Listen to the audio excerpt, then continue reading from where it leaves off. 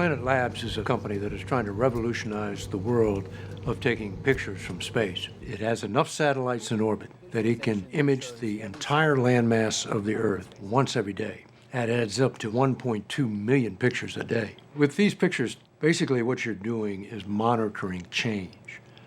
What changed from yesterday to today to tomorrow? You can think of almost any environmental situation, the global warming, the recession of glaciers, the melting of ice caps. You've got before and you've got after.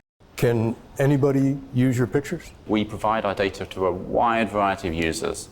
The commercial ones and the governments have to pay, but we also work with NGOs and educational institutions, which we give either a steep discount or something to ensure that they can use it. Making it available to everybody, people are going to come up with uses of that imagery that you haven't imagined. Dreamed of, yeah.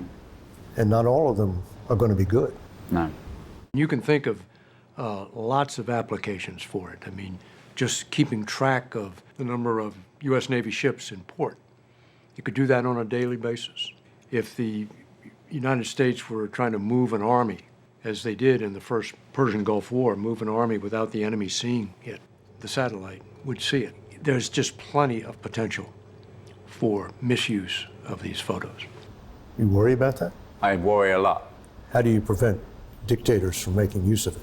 So we have a process to review every single new client on a case-by-case basis. Is it in line with our values? Now, it's tricky. These situations are very complicated in some cases, but we do think a lot about it, and we have an ethics officer just specifically for this purpose. Every customer has to pass muster with this ethics officer, and there are sanctions against countries like North Korea, against countries like Russia, which would prohibit Planet, even if it wanted to sell to countries like that. But that's what front companies are for. You set up what looks like a perfectly benign company, but in fact you're a front company for somebody that has nefarious purposes. You can, I think, rely on Planet to operate in good faith. Whether or not they can be fooled is another question.